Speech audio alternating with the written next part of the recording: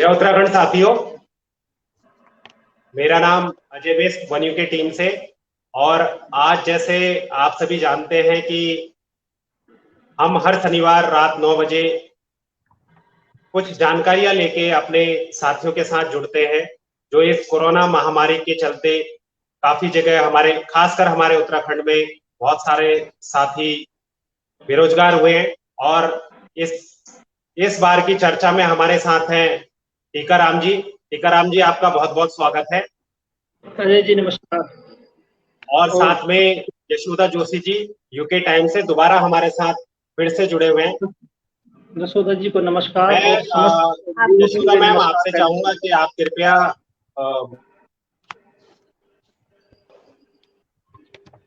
Start करें। जो भी हम हमारे साथी कुछ जुड़ चुके हैं, और सभी साथियों से एक मेरी विनती होगी कि क्योंकि हमारा प्रयास ये है कि हम ज्यादा से ज्यादा लोगों को अपनी जानकारी दे सके और जानकारी के थ्रू एक दूसरे को सहयोग करें, सशक्त बनाएं। उसी के साथ हम शुरू करते हैं। मैम जी। जय उत्तराखंड।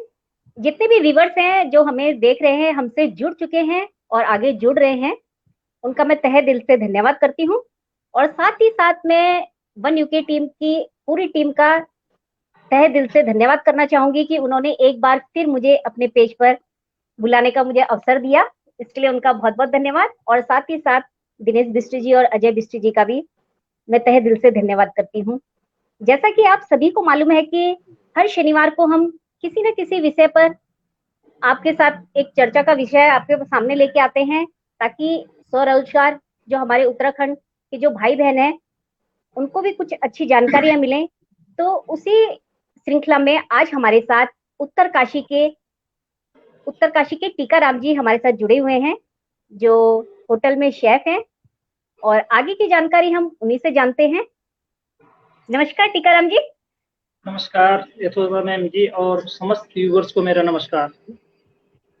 सबसे पहले मैं आपके बारे में सभी जानते हैं, लेकिन मैं चाहूंगी कि जो व्यूअर्स आपके बारे में उतना उनको मालूम नहीं है, तो उनको भी पता लगे आपके बारे में। तो आप अपना एक छोटा सा परिचय दे दें। मैम वैसे मैं प्रोफेशनली शेफ हूँ, और आजकल मैं वैसा 1 साल पहले से स्वरोजगार पे भी काम कर रहा हूँ। हमारी दुकान भी है, हम पहाड़ी ऑर्गेनिक सामान भी बेचते हैं। और मैं उत्तराखंड की जो यूकेडी हमारी पार्टी है, क्षेत्रीय पार्टी में, उनसे भी जुड़ा हूँ। मैं वहाँ का ब्लॉक अध्यक्ष हूँ उत्तरकाशी से, तो बहुत सारे काम कर लेते हैं। तो वैसा मेरा बैकग्राउंड होटल इंडस्ट्री से है, तो मैं शेफ हूँ। तो पहला क्वेश्चन मैं आपसे यही जानना चाहूंगी, हम अपने आगे के क्वेश्चन रखें उससे पहले मैं जानना चाहूंगी कि होटल का जो प्रोफेशन जो है वो उसमें आप कब से हैं? मैम मैं इस होटल के प्रोफेशन में 2007 से हूँ, और अभी तक जी। और आगे जैसा कि कई तरीके के व्यवसाय हैं, हम स्वरोजगार के लिए कर सकते हैं, लेकिन आपने कुछ अनोखा ही किया है। तो आपने ये जो लिंगुड़े का अचार है, इस बारे में आपको कैसे आया कि मुझे यही चीज करनी है?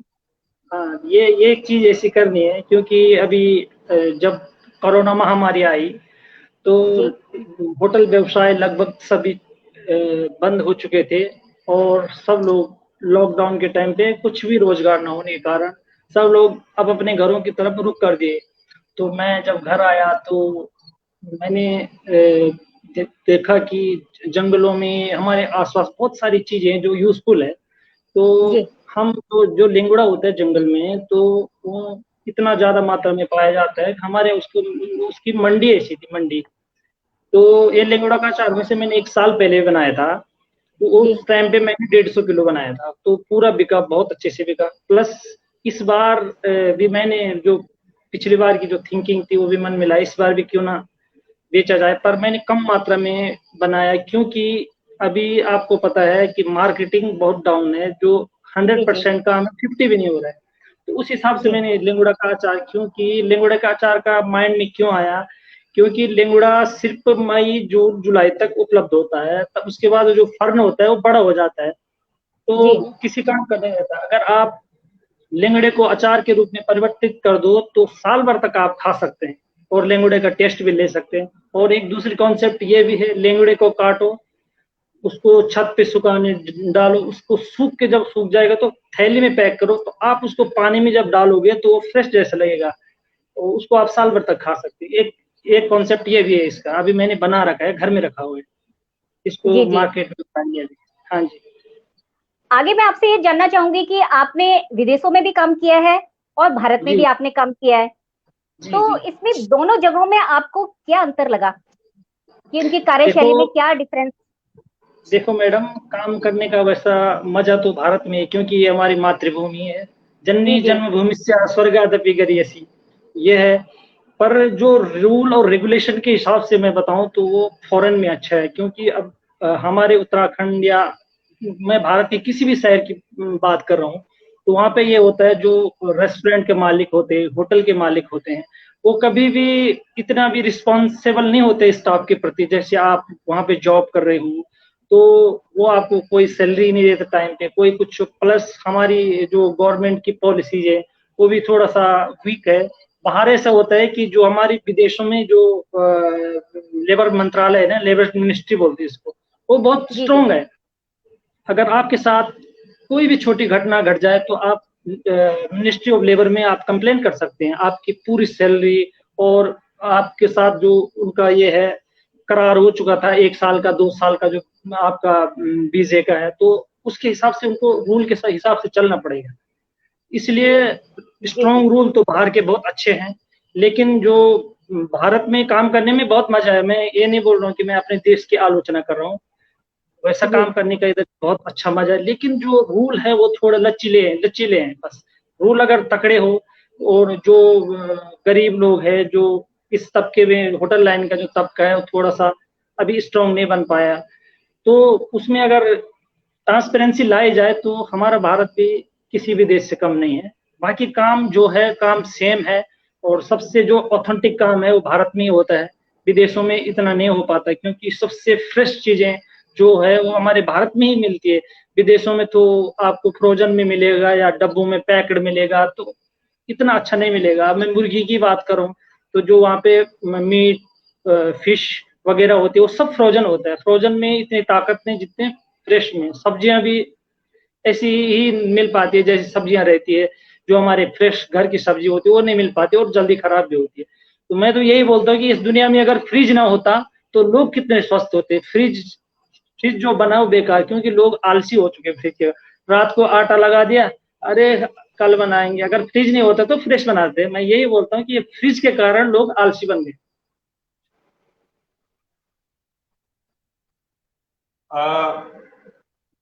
मुझे लगता है थोड़ा टेक्निकल प्रॉब्लम की वजह से जोशी जी लेफ्ट हुई हैं, लेकिन हाँ कोई जी। बात नहीं। टीकाराम जी, आपने बहुत ही बढ़िया बात भी कही कि हम लोग आलसी हो जाते हैं और कारण क्या रहे हैं। इसी कड़ी में, जैसे कि आपने कहा कि आप ऑर्गेनिक प्रोडक्ट भी बनाते हैं और शॉप भी है आपकी, तो जी जी। विदेशों में जैसे आपने होटल में विदेशों में काम किया है, तो होटल्स जी जी। में ऑर्गेनिक उत्पाद को, जो हमारे ऑर्गेनिक उत्पाद हैं, क्या इसको जी किसी स्पेशल डिश के तरीके से हम होटल में पेश करते हैं? आपका जो अपना खुद का एक्सपीरियंस रहा है, या फिर आप चाहते हैं कि हो, या फिर ऑलरेडी होता है? सर, अभी वैसा है भी और नहीं भी है। मैं 50-50 बोल रहा हूँ, क्योंकि जो छोटे होटल की बात कर रहा हूँ, जो छोटे छोटे रेस्टोरेंट होते हैं, वो खुद के प्रॉफिट के लिए ये चीजें यूज नहीं करते, क्योंकि जो ऑर्गेनिक चीजें हैं वो बहुत महंगी मिलती है, तो उनको कॉस्ट भी अपना गंवाना नहीं है। और बड़े बड़े होटलों की, मैं अगर 5 स्टार होटलों की बात करें, तो वहाँ पे क्वालिटी मेंटेन की जाती है, जो क्वालिटीज होती है। तो वहाँ पे मेनू भी स्पेशल होती है। अगर ऑर्गेनिक है तो ऑर्गेनिक कस्टमर को दिया जाएगा, उसमें क्वालिटी मेंटेन होती है। और जैसे मैं अभी अपने उत्तराखंड की, मैं विदेश छोड़ के मैं उत्तराखंड की बात करूँ, हमारे ऋषिकेश में जो तपोवन है ना, वहाँ पे बहुत सारे रेस्टोरेंट हैं जो ऑर्गेनिक फूड ही सर्व करते हैं। वो जो हमारे ऋषिकेश में जो तपोवन है, वहाँ पे जितना भी जो एटमॉस्फेयर है, जो एरिया है, वहाँ पे योगा हो गया, राफ्टिंग हो गया, बहुत सारी चीज हो गए। और जो विदेशी सैलानी है वो सारे ऑर्गेनिक उत्पादों का ये करते हैं, सेवन करते हैं। तो मैंने तमिलनाडु में भी देखा, केरला में भी देखा, बहुत सारे रेस्टोरेंट जो जिनकी कॉन्सेप्ट अलग ही है, सिर्फ ऑर्गेनिक के नाम से ही ऑर्गेनिक फूड बेचते हैं। ऑर्गेनिक का जो मैं मार्केट की बात कर रहा हूँ, मैं जब बाहर रहा था तो वहाँ पे जो सुपर मार्केट है, हाइपर मार्केट है, तो वहाँ पे ये है कि दो दो ये लगे रहेंगे अलग से रहते लगे, एक तो ऑर्गेनिक का है, एक नॉर्मल है। ऑर्गेनिक में अगर 4 रुपए का जो नॉर्मल सामान बिकता है तो वो जो ऑर्गेनिक है वो 8 रुपए का बिकता है। तो लोग जो जिसको पता है, जिसको हेल्थ देखनी है अपनी, क्योंकि सब बोलते हैं स्वास्थ्य सबसे बड़ा धन होता है, हेल्थ इज वेल्थ, इसलिए लोग ऑर्गेनिक की तरफ ज्यादा ध्यान दे रहे हैं। तो वो अभी स्लोगन भी दे रखा है, गो ऑर्गेनिक, हर कोई ऑर्गेनिक की तरफ जा रहा है, क्योंकि जो रासायनिक खाद है, बहुत सारी चीजें, इससे लोगों का जो पेट है, बहुत बहुत सारी चीजें मैं बात कर रहा हूँ। जैसे लोग आजकल सस्ते के चक्कर में बीमार पड़ते हैं, तब फिर 50,000 से लेके 1 लाख 2 लाख अपने हॉस्पिटल में इलाज कराते हैं। और मैं बताता हूँ, जैसे 25 रुपए वाला चावल अगर आपको 50 का भी लगे तो आपके बच्चे और आप स्वस्थ रह सकते हैं, लेकिन डॉक्टर से चीड़ फाड़ नहीं करा सकते हैं, या कुछ भी चीजें हो तो आप ये नहीं करा सकते। ऑर्गेनिक का यही महत्व है, उसमें खाद का प्रयोग केवल जो हमारी जैविक खाद है उसी का प्रयोग होता है। और जो इसका सबसे बड़ा प्लेटफॉर्म उत्तराखंड है, और मैं सिक्किम की बात कर रहा हूँ, सिक्किम तो पूरा राज्य ही ऑर्गेनिक पे है अभी, वहाँ के जो सारे जितने उत्पाद है सब ऑर्गेनिक है। जी आगे मैं आपसे जानना चाहूँ। हाँ जी बोलिए। जी मैम। अजय जी, आप क्वेश्चन करना चाहेंगे या मैं स्टार्ट करूं? आप कीजिए, आप। जी, तो टीकाराम जी, मैं आपसे आगे ये जानना चाहूंगी कि जो कोरोना के कारण हमारे जो उत्तराखंड के हमारे जो होटल कर्मचारी हैं, उनको काफी वो संकट से गुजरे हैं, गुजर भी रहे हैं। तो क्या जो सामाजिक संस्थाएं हैं या सरकार है, ये जो धनी हमारे उत्तराखंडी लोग हैं, तो उनके द्वारा क्या किया जाना चाहिए, इसके बारे में आप कुछ बताएं। देखो मैडम, मैं जैसे आपने प्रश्न किया कि धनी लोग या संस्थाएं, मैं धनी लोगों की तो बात नहीं कर सकता, उनका अपना पर्सनल मैटर है, किसी पे थोपा नहीं जा सकता है। और जब तक मैं सरकार की बात कर रहा हूँ, सरकार को हमने बनाया है, हमारा अधिकार है, क्योंकि सरकार को जनता बनाती है तो जनता का अधिकार है। तो मैं सरकार को यही बोलूंगा कि हमारे उत्तराखंड में जो होटल इंडस्ट्री से है, मैं कम से कम फिक्स तो नहीं बता सकता हूँ, अनुमानित 65% लोग पहाड़ी जिलों से है। हर घर से 2 आदमी, 2 नहीं तो एक नहीं तो किसी घर से 4 लोग होटल इंडस्ट्री में है और नाम कमा रहे हैं। हमें खुशी होती है कि हमारे भाई लोगों का, हमारे गढ़वाली भाई लोगों का जो डंका देश में नहीं बल्कि विदेशों में बज रहा है। और बहुत सारे अच्छे अच्छे शेफ हैं, आप देखते होंगे। जैसे हमारे कोई भी लीडर, जैसे मोदी जी, कोई भी लीडर बाहर जाते हैं तो कभी ना कभी गढ़वाली शेफ का फोटो उनके साथ आ जाता है, तो गर्व होता है, बहुत अच्छा महसूस होता है कि चलो हमारे उत्तराखंड के लोगों ने अपना नाम का परचम बाहर ले रहा है। पर अब मैं बात कर रहा हूँ कि जो इनकी जो हालत की बात मैं कर रहा हूँ कि जैसे लॉकडाउन में आजकल तो नौकरी तो सबकी, लगभग सभी लोगों की गई है। मैं ये नहीं बोलता हूँ कि होटल लाइन ही वालों की, क्योंकि देश में बहुत सारे भी प्रोफेशन है, पर हमारे उत्तराखंड में होटल इंडस्ट्री में सबसे ज्यादा लोग हैं। दो ही तो प्रोफेशन है इधर, एक आर्मी और एक होटल इंडस्ट्री। क्योंकि मैं ऐसा नहीं बोलता होटल लाइन खराब है, होटल लाइन भी एक बहुत अच्छी चीज है, क्योंकि जो टॉप 10 स्किल्ड वर्कर है, टॉप 10 स्किल में एक शेफ भी आता है। देखो, जो डिश हम बनाएंगे, अदरवाइज कोई भी बनाएंगे, शेफ बनाएंगे, वो डॉक्टर नहीं बना सकता। जो ऑपरेशन डॉक्टर करता है वो हम नहीं कर सकते, इसीलिए शेफ और डॉक्टर को सिमिलरिटी दी गई। उसका जो यूनिफॉर्म होगा वो भी व्हाइट होता है, डॉक्टर का भी व्हाइट होता है, इसलिए वो टॉप 10 स्किल्ड वर्कर में है। तो मैं उनकी स्थिति में यही बोल रहा हूँ कि सरकार से मैं यही निवेदन करूंगा कि हमारे यहाँ टूरिज्म का बहुत सोर्स है, और हमारे जो उत्तराखंड में बहुत सारे फूड है जो अभी तक मार्केटिंग ना होने के कारण अभी ये उनको पहचान नहीं मिल पाई ढंग से। तो जैसे हमारी दुकान है गढ़ बाजार के नाम से हमारी, तो जो गढ़ बाजार की जो सोच है हमारे एनजीओ के एक जाड़ी संस्थान से, श्री द्वारिका प्रसाद सेमवाल, तो उनकी भी सोच ये है कि जैसा गढ़ बाजार, तो हमारे गढ़ बाजार में ज्यादा से ज्यादा जितने भी ऑर्गेनिक उत्पाद है सारे बेचे जाएं। और उनकी एक दूसरी थिंकिंग भी है, वो जो गढ़ भोज के नाम से अगर रेस्टोरेंट खुल जाए तो उसमें केवल न केवल उत्तराखंड के ही जो खाद्य पदार्थ है, भोजन है, जैसे मंडवे की रोटी है, सूप है, चौसा है, बहुत सारी चीजें हैं, उसमें अगर ये प्रयोग हो जाए तो उनकी भी ये सोच है, वो भी जाड़ी संस्थान के संस्थापक हैं, वो भी एनजीओ चलाते हैं, तो उनकी काफी अच्छी सोच है इस विषय में कि मिड डे मील में जैसे कीड़े वाले अनाज नहीं, आजकल बहुत सारे हमको शिकायतें मिलती हैं, तो मिड डे मील क्यों ना हम हफ्ते में एक बार जो पौधे की रोटी हो गया या लाल चावल हो गया, झंगोरा हो गया, क्योंकि उससे इम्यूनिटी बढ़ती है, स्ट्रांग भी होता है आदमी, और उसके अंदर बहुत सारे मिनरल्स है। जो हमारा जो पौधा है वो शुगर फ्री है। लाल चावल जैसे लोग बोलते हैं कि जो चावल है तो चावल से शुगर होता है, बहुत सारी शिकायतें आती है, तो वो हमारी दुकान में आते हैं गढ़ बाजार देहरादून, वो बोलते तब मैं उनको कन्विंस करता हूँ कि सर ये लाल चावल जो गढ़वाल का है ये एक ऐसा चावल है जिससे शुगर नहीं होता है, और ग्लूटीन फ्री भी है। लोग ग्लूटीन फ्री की बीमारी से भी बहुत पीड़ित है, तो होटलों में बोर्ड लगे रहते हैं we serve gluten free food, menu में रहता है। जैसे किसी को ग्लूटीन बीमारी से कोई ग्रासित है तो उसको पहले ही, जैसे एलर्जिक है तो उसको पहले ही निर्देश दिया जाता है। बड़े बड़े होटलों में इन चीजों का पालन जरूरी है, क्योंकि फिर होटल की जो रेपुटेशन वो डाउन हो जाती है। जी, एक क्वेश्चन मैं आपसे ये जानना चाहूंगी कि जैसे आम का अचार हो गया, नींबू का अचार हो गया, मिर्च का हो गया, कई तरह के जो अचार हम बनाते हैं उसमें जो हम मसाले यूज करते हैं, आप वही मसाले यूज करते हैं या लिंगुड़े के अचार में आप कुछ विशेष मसालों का यूज करते हैं, वो हमें बताएं।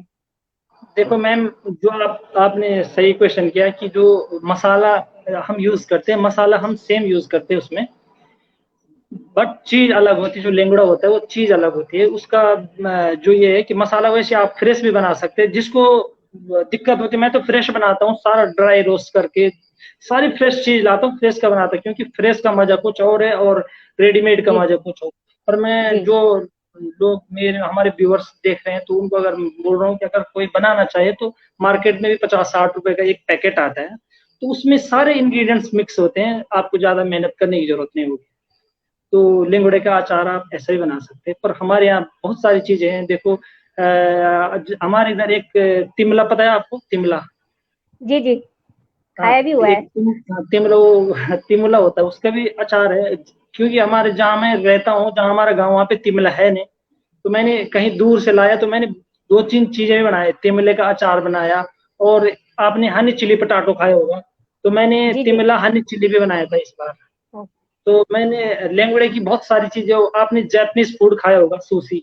जी जी जी, तो मैंने लेकिन खाया नहीं है।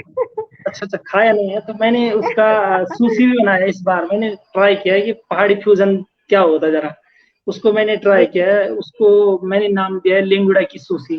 वैसे वेज सुशी भी होती है। जो सुशी होती है वो कच्ची मच्छी को राइस के अंदर स्टफ किया जाता है। एक राइस होता है, वो भी ब्राउन राइस होता है जी, तो राइस के अंदर स्टफ किया जाता है, और जो राइस होता है वो विनेगर के अंदर पकाया जाता है, तो वो उसको जापानीज सुशी कहा जाता है। मैंने थोड़ा ट्राई किया कि चलो लेंगुड़े की सुशी बनाई जाए, थोड़ा सक्सेस हो गया था, मैंने फोटो भी शेयर की थी। तो मैंने लेंगुड़े की एक नहीं, कम से कम 10-12 चीजें बनाई है प्रोडक्ट के रूप में। तो मैंने शेयर भी की कि इन द फ्यूचर इसमें भी कभी काम हो सकता है, क्योंकि हमारे उत्तराखंड में सबसे मेन जो ये है वो है टूरिस्ट का।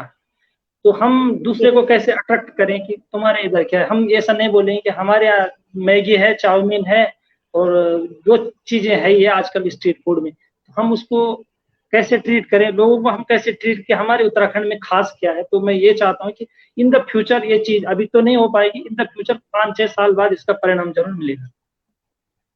जी, और एक क्वेश्चन मैं आपसे आगे करना चाहूंगी कि अगर क्या आपको लगता है कि अगर गांव के सारे लोग आपस में बैठक करें और मिलजुल कर व्यवसाय के बारे में एक साथ जिम्मेदारी लेने का सोचे, तो उसमें क्या सफलता मिलेगी? आप क्या कहना चाहेंगे इस बारे में? बिल्कुल मैम, सफलता जरूर मिलती, क्योंकि जब एक लकड़ी होती तो उसको हर कोई तोड़ सकता है। जब लकड़ी बहुत ज्यादा होती तो उसमें शक्ति होती। कोई क्यों बोलते हैं यूनियन स्ट्रेंथ, संगठन में ही शक्ति है। तो अगर मिलजुल के कुछ किया जाए तो बहुत कुछ हो सकता है। तो एक जब संगठन इकट्ठा होता है तो बहुत सारे आयाम है हमारे यहाँ जो रोजगार के। तो जो हमारे यहाँ आजकल मैं ये बोलता हूँ कि लोग सबसे ज्यादा परेशान जंगली जानवरों से है, कि जंगली जानवर आएंगे तो क्या होगा। तो सबसे पहले हाँ, वो तो मेरे अंदर भी सोच है, जब मैं भी सोचता हूँ कुछ करूँ तो मेरे माइंड में आता है कि जंगली जानवर नुकसान पहुंचाएंगे तो क्या होगा। तो सरकार की तरफ से अगर कुछ योगदान दिया जाए जंगली जानवरों को भगाने का या मारने का, क्योंकि हमारे उत्तराखंड में ये चीजें अलाउ नहीं है। पर मैं भी ये इसका पक्षधर नहीं हो कि हम हत्या करें, क्योंकि मैं भी इसका पक्षधर नहीं हूँ। पर इसका कोई ये कि मैं एक राइट सॉल्यूशन मैंने एक जगह पढ़ा था कि जो कीवी होता है, कीवी, तो कीवी को ना बंदर खाता है ना सुअर खाता है, बहुत सारी चीजें नहीं। मैंने एक आर्टिकल पढ़ा था कि टेरी में एक बहन है, तो उसने कीवी की खेती शुरू की, तो उसको बहुत फायदा हुआ। गांव के लोगों ने पहले उसकी आलोचना की, कहाँ होगा क्या नहीं होगा, फिर उसने ट्रेनिंग ली हिमाचल प्रदेश से, सोलन से उसकी ट्रेनिंग की जाती है। तो हमारे इधर भी बहुत सारे लोग हैं जो कीवी की, मतलब एक दो लोगों ने लगाया। हमारे यहाँ एक मेरे मित्र है हमारे गांव के, उनका नाम भगवान सिंह राणा है, तो उन्होंने भी लाया है, तो उनका भी पेड़ बढ़ रहे हैं। तो अगर जैसे वो करे तो सारे लोग उससे प्रेरित होते हैं। तो उन्होंने भी 2-3 दोस्तों ने मिलके, और हमारा मैं भी एक एनजीओ से संबंध रखता हूँ। हमारा एक एनजीओ है सामाजिक एकता परिवार के नाम से। हमने सिर्फ जो लोग फॉरेन में जॉब करते हैं और इंडिया में जॉब करते हैं, उन लोगों ने एक छोटा सा ग्रुप बनाया है आज से 2 साल पहले। तो हम ये कि जैसे गांव में पौराणिक चीजें हैं ना, गांव में जो हमारे पौराणिक थौला मेला बोलते हैं जिनको, जो देवताओं के ये होते हैं, उसको जिंदा रखने के लिए हमने वो ग्रुप बनाया, ताकि हम उसमें कुछ अपना सहयोग दे सके, थोड़ा सा डोनेशन कर सके। तो हमने ये किया। इस बार कोरोना काल में भी हमने 4-5 गांव में मास्क बांटे, और लोगों को फोन में ये जो ऐप क्या है उसको ऐप भूलिए नाम उसका, आरोग्य सेतु है, वो डाउनलोड करके लोगों को अवेयरनेस किया। तो मैं उन समस्त साथियों को भी बहुत बहुत धन्यवाद करना चाहता हूँ।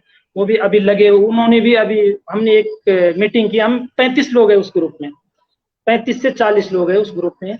तो हम, जैसे आप बता रहे थे अभी कि आप गांव से मिलके इकट्ठे लोग क्या कर सकते हैं, तो हमने कृषि विभाग से मिलके, और अभी हम लोगों को भी प्रेरित कर रहे हैं कि हम स्वरोजगार की तरह हम पेड़ पौधे या कोई फलदार वृक्ष, सब्जियां, उसका उत्पादन करेंगे, तो लोग भी प्रेरित होकर हमारा साथ देंगे, और सरकार भी हमारा साथ देगी इसमें।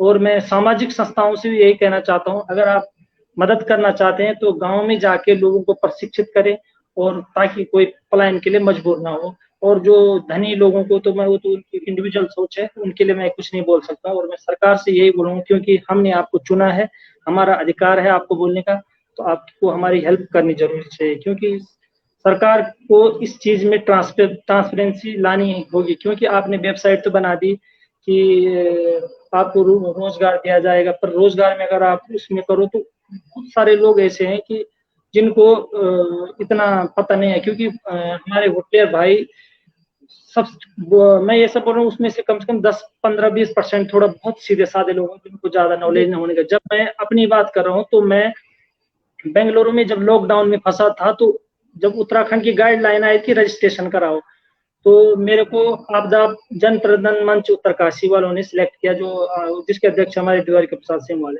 तो उन्होंने मेरे को ये जिम्मा दिया। और दिनेश बिस जी ने भी मेरे को बोला था कि ये जिम्मा आपका, मेरा नंबर डाला था। तो मैंने 300 लोगों का पंजीकरण किया था, क्योंकि ज्यादा जानकारी न होने के कारण वो लोगों को बहुत दिक्कतों का सामना करना पड़ता। तो मैं 300 लोगों का पंजीकरण किया, प्लस 500-600 लोगों को ई परामर्श किया फोन द्वारा कि भाई वहाँ पे ट्रेन आएगी, वहाँ पे ऐसा होगा।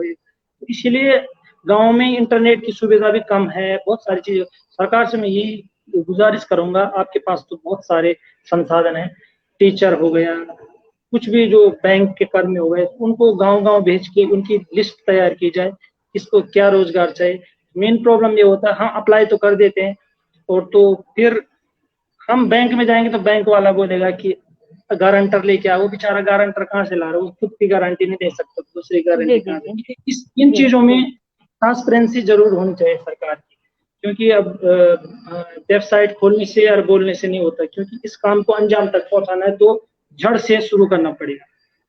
जी जी, हाँ जी। अजय जी आपके पास अगर कोई क्वेश्चन आए हो व्यूअर्स वगैरह के, तो आप कंटिन्यू कीजिए। व्यूअर्स के क्वेश्चंस तो ले लेंगे, थोड़ा सा समय लगेगा। जैसे मैं एक शायद ये हर किसी का सवाल भी होगा, आपके स्क्रीन पे भी आ रहा होगा कि व्यूअर्स ने एक क्वेश्चन पूछा, सैफ साहब बता सकते हैं कि होटल में ऑर्गेनिक फूड ऑर्डर करने पर 100% ऑर्गेनिक ही होती है।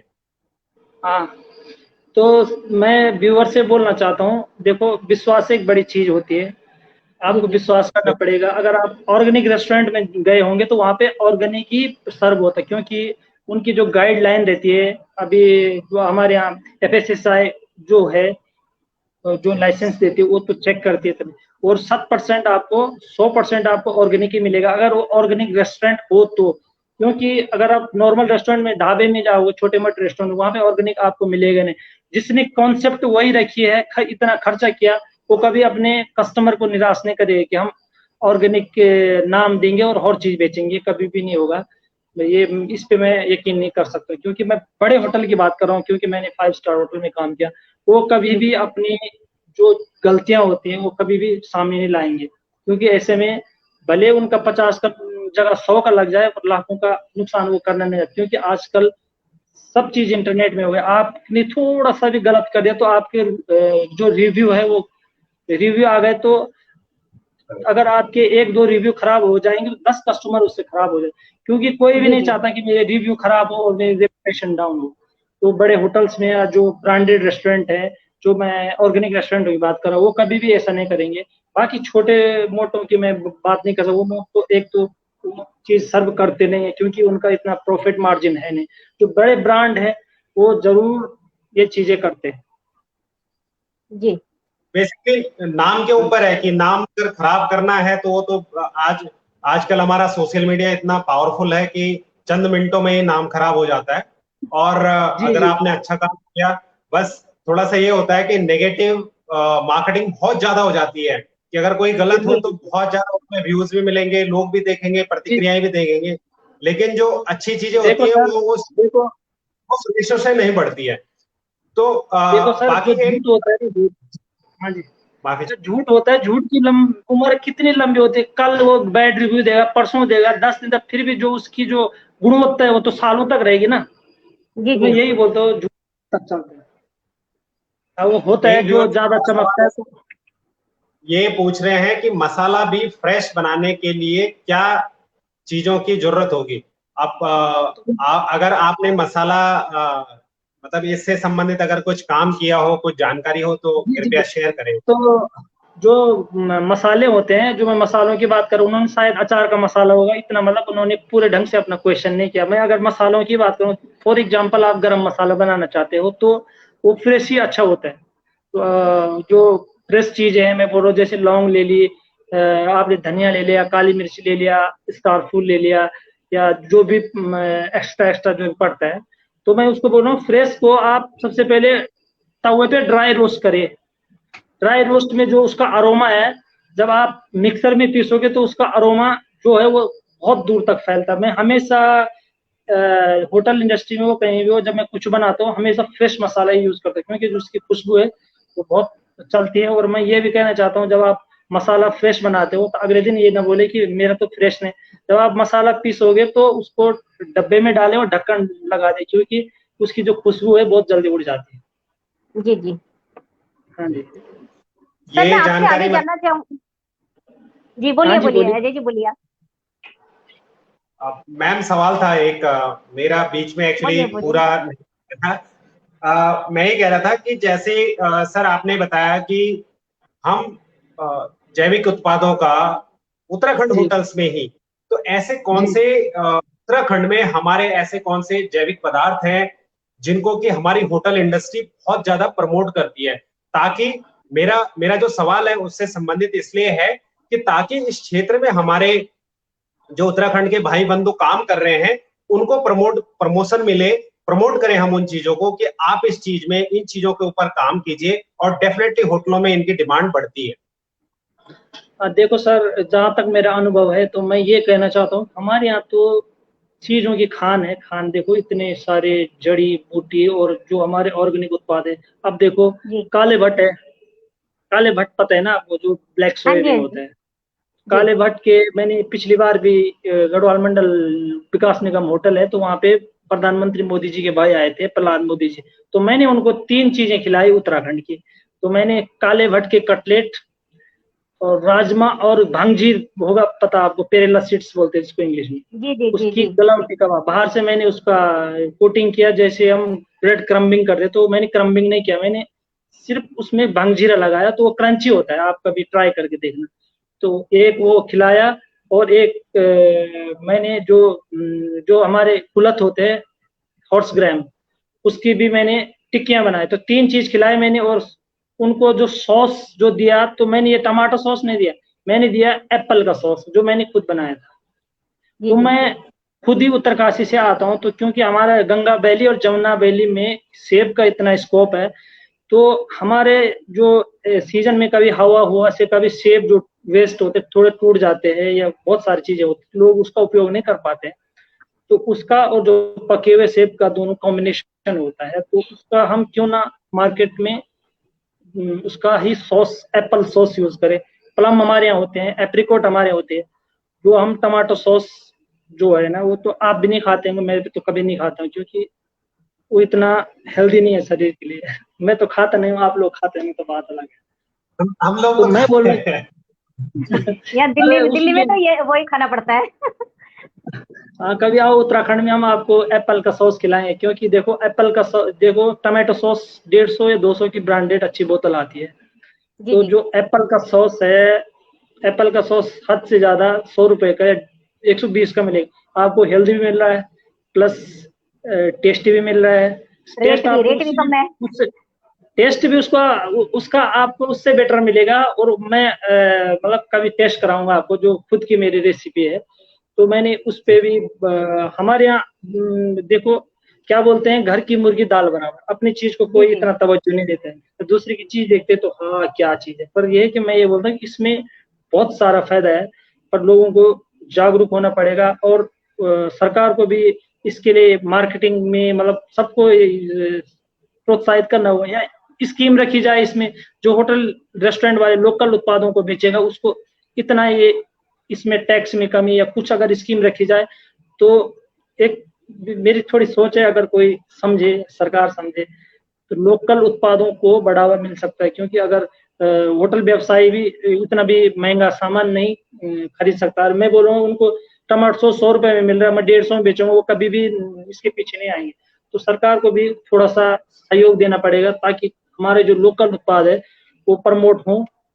और लोकल चीजें, बहुत सारे मसाले हो गए, हमारे पहाड़ों के तो बहुत सारे मसाले, और हमारे उत्तराखंड में ये सबसे बड़ा ये है बेनिफिट है कि हमारे यहाँ शेफ ज्यादा है। जो शेफ जी होते हैं वो कुछ भी बना लेते हैं, मसाले हो गए, चटनी हो गया, सॉस हो गए। तो मैं यही बोल रहा हूँ कि जो सेब है, तो सेब का अच्छा उपयोग, सेब की एक नहीं 50 चीज बनते हैं, सेब के चिप्स बनते हैं। और जैसे हमारे साउथ में, तो साउथ में मैंने देखा, केरला में देखा, मैंने बेंगलुरु में देखा, तो वहाँ वहाँ का मुख्य तौर पे सबसे ज्यादा केला होता है। तो वो जी जी केले का चिप्स बनाते हैं, केले का चिप्स मैंने दुबई में भी देखा कि केरला से आए हैं। और वो लोग नमकीन भी बनाते हैं, उसमें कड़ी पत्ता का तड़का हो, तड़का जरूर जी होगा, जी क्यों, वो वहाँ का जी लोकल जी है। तो वहाँ के हमारे यहाँ अरसा होते हैं ना, अरसा, जी। अरसा जी बोलते जी। हैं, अरसा, अरसा पता है होगा आपको। अरसा भी हाँ मैंने हाँ। दुबई में खाया। वो लोग केरला वाले उसको उन्ना का ही बोलते हैं उस लैंग्वेज में। जी जी और मैंने अपने गढ़ बाजार में, जहाँ मैं बैठता हूँ, हमारी जो दुकान है, वहां पे भी मैंने पिछली बार 15 से 20 किलो अरसे बेचे हैं। क्यों क्यों, जैसे हम बोलते हैं कि चलो किसी के बर्थडे पे या कहीं, आप जैसे 1 किलो मिठाई, जैसे इसमें रक्षाबंधन हो गई, दिवाली में, क्यों ना हम अरसे को ही प्रमोट करके लोगों को अरसा ही बांट दें, ये हमारे जी जी उत्तराखंड की मिठाई। तो बहुत जी सारी जी चीजें हैं लोगों को प्रमोट करने की। अगर सब लोग सहयोग करें, सरकार सहयोग करे, तो बहुत कुछ हो सकता है। और अगर जिसको प्रशिक्षण चाहे, प्रशिक्षण भी सरकार की तरफ से, जैसे ये प्रधानमंत्री स्वरोजगार योजना के तहत भी लोगों को प्रशिक्षण दिया जा सकता है।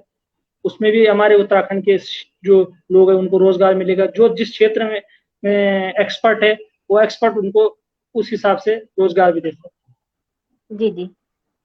हाँ जी, स्पीकर, तो आप ये एक लोकल। क्वेश्चन, हाँ जी, जी एक क्वेश्चन बोलो मेरा बोलो। थोड़ा हटके मतलब आपको लेकर है, कि जैसे हाँ कि जी। दुबई में आपने शेफ की जॉब की, लेकिन वो जॉब छूट जाने के बाद आपके जीवन में किस तरह की कठिनाई आई, और आपने खुद को कैसे इससे संभाला अपने आप को? देखो कठिनाई तो नहीं आई, क्योंकि ये होता है, जीवन जो होता है वो एक परीक्षाओं के साथ चलता है। स्ट्रगल जो होता है, स्ट्रगल जब आप आदमी करता है तो स्ट्रगल करने में ही मजा है। अगर बैठे बैठे सब कुछ मिल जाए तो उसको स्ट्रगल का पता नहीं लगता। तो दुबई में मैंने खुद जॉब छोड़ी थी, तो यहाँ पे वो जो गोड बाजार खोला था तो मेरे भाई भी चलाते हैं, तो मैं बेंगलुरु में गया था, वहाँ भी होटल है, तो मैं थोड़ा बहुत इंडिया में भी काम करना चाहता था। तो जो जॉब छोड़ने वाली बात है मैंने खुद छोड़ी थी। और मैं बेंगलुरु में था तो वो तो खैर छुट्टी थी, कोरोना के कारण सभी की छुट्टी, मेरी जी नहीं जी छुट्टी। जी तो जी ये जी मेरा अनुभव है कि कभी भी जो आदमी को समस्या आती है, दिक्कत आती है, और कभी कभी दिल टूट जाता है, तो कभी भी नहीं सोचना चाहिए कि नौकरी छूट गई तो क्या होगा।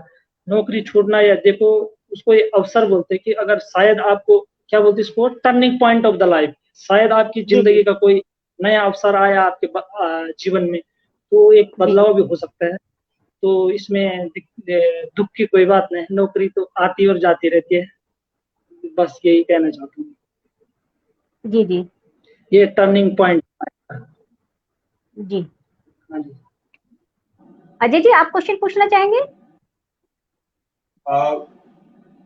बिल्कुल मैम, क्वेश्चंस तो पूछेंगे। मैं एक्चुअली इस बात पे एक चीज कहना चाहता था, जो टीकाराम जी ने कहा कि हमारे हमारे उत्तराखंड में बहुत सारी ऐसी चीजें हैं, मतलब खदान है, लेकिन प्रमोट करने का तरीका क्या है? सबसे बड़ी समस्या, देखिए, जब तक डिमांड नहीं आएगी प्रोडक्शन नहीं होगा। जी जी लोगों को मैं अपने जी व्यूअर्स के साथ एक चीज और एक चीज ये कहना चाहूंगा अपने साथियों से, दोस्तों से, जितने भी दिल्ली एनसीआर में बैठे हुए हैं, जितने भी लोग हैं, हम लोग एक्चुअली अपने उत्तराखंड की बैकबोन बन सकते हैं। बैकबोन किस किस तरीके से, कि जो हमारे उत्तराखंड में उत्पाद हैं उनका सेवन करना, उनकी डिमांड आप रेज कीजिए, डेफिनेटली उत्तराखंड में प्रोडक्शन अपने आप ही बढ़ जाएगा। लेकिन चाहिए हमें उत्तराखंड का।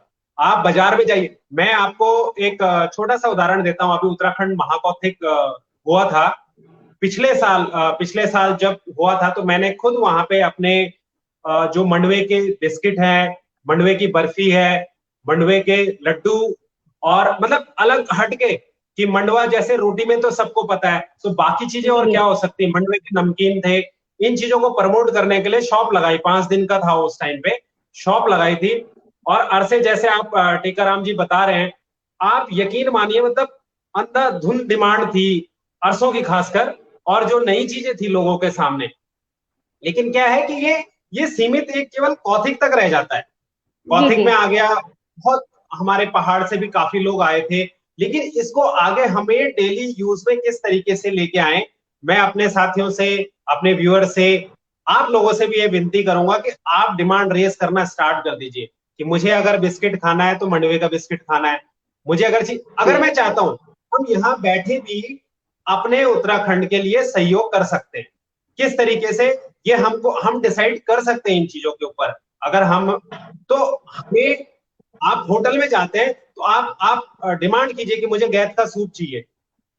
एक भाई ने अभी उत्तराखंड ये बाजार जो महाकौतिक था उसी में लगाया था, इतना टेस्टी सूप हुआ, मतलब यकीन मानिए कि पहाड़ी पहाड़ी ठेला या कुछ इस तरीके से शॉप थी, और वो बताते भी है कि हमारा रेस्टोरेंट भी है देहरादून वगैरह में।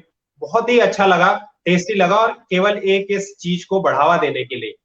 जी जी तो ऐसे जितने भी हमारे सेफ साथी या होटलियर्स हैं, मैं तो ये प्रयास चाहूंगा कि आप लोग ही कुछ इस तरीके की चीजें इजाद कीजिए, कि जो केवल पहाड़ी उत्तराखंड इसके नाम से वर्ल्ड वाइड फेमस हो, और इसकी डिमांड इस तरीके से बढ़े कि हमारे होटलियर्स जो इतने,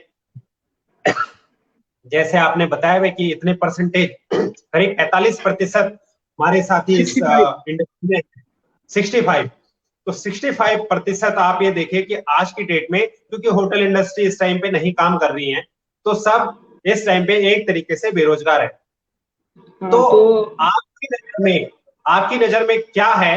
देखिए, सरकार जो अपना काम कर रही है वो तो वैसे ही करेगी। मैं आपको सरकार का उदाहरण देता हूं, मुख्यमंत्री स्वरोजगार योजना, जी जी स्तर पे साल भर में केवल 125 ही एप्लीकेशन अप्रूव हो, सरकार की बात बता रहा हूँ मैं आपको। जी जी जी मुझे जी कुछ बता रहे थे कि 1200 एप्लीकेशन उनके पास ऑलरेडी पहुंच चुकी है। मतलब 10 साल के बाद जाके आपको वहां से कुछ सहायता मिलेगी अगर आपका नंबर आया तो। तब तक भूख से मर जाएगा तो आदमी। भाई सरकार सरकार इस तरीके से करेगी, लेकिन तब तक हमें क्या करना है, हमें खुद इस तरीके से प्रयास करना है। टीकाराम जी, आपके साथ मेरा यही सवाल है कि जी आप किस वजह से देखते हैं कि आज के होटलियर्स, हमारे जितने भी भाई बंधु बैठे हैं, वो ऐसा जी क्या काम करें कि जो उनकी इस टाइम पे आर्थिक स्थिति खराब हुई है या जो बेरोजगारी का परेशानी वो झेल रहे हैं, उस चीज से जी। कैसे उभर सके, ये आप तो कृपया मैं उनको बताएं। जी मैं उनको यही बता रहा हूँ कि देखो, अब जैसे मैंने होटल जॉब छूटी, सब कुछ छूटा दे, तो उतनी कमाई मेरी इस काम में नहीं है जितने होटल में थी, क्योंकि सैलरी हर किसी की अच्छी होती है। तो सरकार तो यही बोल रहे हैं, आप इनको मनरेगा के तहत काम दिलाओ। ये तो मेरे को अच्छा नहीं लगा, ये तो मेरे को जमा ही नहीं। क्यों? कोई बंदा 60,000 सैलरी ले रहा है, ये सब 2-2 लाख सैलरी भी लेते हैं हमारे गढ़ वाले भाई। जी जी जी आजकल जो सब कुछ खत्म है, जो एक बहुत बड़ा शेफ होगा, कुछ भी होगा, तो वो मनरेगा के तहत काम कर पाएगा? आप ये बताओ, नहीं कर पाएगा ना। ये तो एक थोड़ा सा खाना पूर्ति की दे दो उसको रोजगार।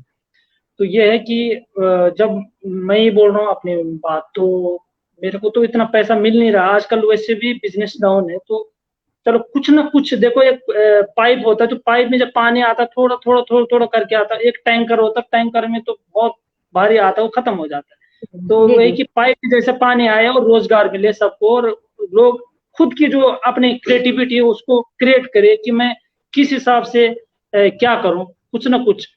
बहुत सारे भाई भाई लोग हैं। जब मैं खेती के बारे में बोलूंगा कि आप मशरूम उगाओ, ये सतवारी उगाओ, तो जो सतवार खेती की बात करो तो उसमें लगभग लगभग 13-14 महीने लग जाएंगे। तो लोगों को मैं ये बोलना चाहता हूँ, भले देर भले लगे, पर अगर आप खेती करना चाहते हो तो उसके लिए आपको थोड़ा सा टाइम का इंतजार करना पड़ेगा, क्योंकि एकदम कुछ भी होने वाला नहीं और सरकार भी कुछ करने वाली नहीं। और जो आपने सही बात रखी कि दिल्ली में मैंने मंडुए की बिस्कुट खाए, ये खाए, तो हाँ, वो तो बहुत सारी चीजें, वो केवल न केवल वहीं तक सीमित रहते, जब तक मेले हो गए, बाद में लोग वही चाउमीन पे आ जाते और दाल मखनी पे आ जाते। और मैं ये बोलता हूँ, पिछली बार 26 और 27 और 30 तारीख तक दिसंबर में मसूरी में विंटर लाइन कार्निवाल लगा था। तो हमने भी वहां पे स्टॉल लगाया था गढ़ भोज के नाम से। तो मैंने खुद की क्रिएटिविटी करके एक चीज बनाई, एक झंगोरा, पता है ना आपको, बर्नयार्ड मिलेट्स, झंगोरा। झंगोरा और बुरांस का कॉम्बिनेशन किया, तो उसकी फिरनी बनाई, झंगोरा बुरांस की फिरनी। उसमें मेरे को अवार्ड भी मिला था उधर। तो मैंने एक बनाया फ्यूजन पहाड़ी चौसा, उसमें 5-6 प्रकार की दालें मिक्स की, फिर लाल भात, और मैंने एक बोरी कर्नाली लाई घर से, तो उसका सूप भी बनाया, और काफली बोलते हैं वो भी बनाया, और फिर खुबानी की पुडिंग भी बनाई, बहुत सारी चीजें बनाई। तो लोगों ने बहुत अच्छा मजा लिया। पर मेरे को दुख की बात ये लगी कि हमारे जो खुद के लोकल लोग, गढ़वाली लोग हैं, उनको मेरे को मिले और वहां पे क्या बोल, अरे भाई ये तो हमारा गाय भैंस खाता है घर में। तो मेरे को बहुत शर्म आई। देखो, जो टूरिस्ट है, महाराष्ट्र से आया है, बंगाल से आया, कहाँ कहाँ से, वो लोग हमारी चीजों का आनंद ले रहे, अप्रिशिएट कर रहे। ये लोग, चलो खाओ ना खाओ आपकी मर्जी है, कम से कम लोगों के सामने ये मत बोलो कि ये हमारे गाय भैंस खाते हैं। ये कमी है कि खुद को या दूसरे को हम लोग प्रमोट नहीं करते, तो इस वजह से हम पीछे रह गए। देखो साउथ में जो चीजें देखी है मैंने, तो साउथ में खुद के लोकल प्रोडक्ट को सबसे ज्यादा मान्यता दी जाती है। तो मैं सभी जितने भी गांव में शेफ लोग हैं, कुछ ना कुछ नया करें। और जैसा अभी मैंने कल देखा, एक लड़की है हमारे रिलेशन में है, तो उसने बीएड कर रखा है। तो आजकल सब कुछ बंद है, उसका नाम आशा राणा है। तो उसने मेरे को फोटो भेजी और बताया, तो उसने कम से कम 500-600 राखियां बना रखी अपने हाथ से बनी हुई। और जो पुरानी बोरी होती है, बहुत सारे कट्टे वगैरह, उसमें पेंट करके धागे मंगा के बहुत सारे बैग भी बनाए। मैंने उसको अप्रिशिएट किया कि बहुत अच्छा काम है तुम्हारा, बहुत अच्छी कलाकारी कर रखी उसने। तो ये चीजें, नई नई चीजें, मैं ऐसा नहीं बोला फूड की तरफ ध्यान दो, अगर किसी को कुछ और नया करना आता तो अपने हुनर को जरूर दिखाइए। और जरूर समय लगेगा, क्योंकि ये जो समय है हर किसी के लिए बहुत कष्टकारी समय है। वही बोलते हैं कि कभी न कभी उजाला होगा। और हमारे गढ़वाली में भी बोलते हैं कि कभी तो खुलली रात, कभी ना कभी ये रात खुली जाएगी, उजाला होगा, ये हमेशा रहने वाला नहीं है। और मैं जो होटल मैनेजमेंट के स्टूडेंट हैं उनको भी यही बोलना चाहता हूँ कि आप लोग घबराए नहीं कि यार मैंने ये कोर्स कर दिया, होटल तो बंद हुआ। ये चीजें हमेशा रहने वाली नहीं, ये अभी चलेगी, बहुत अच्छी चलेगी आगे जब ये सब चीज खत्म हो जाएगी। टीकाराम जी, मैं कुछ जैसे मैं सवाल की बात कर रहा हूँ। जी जी।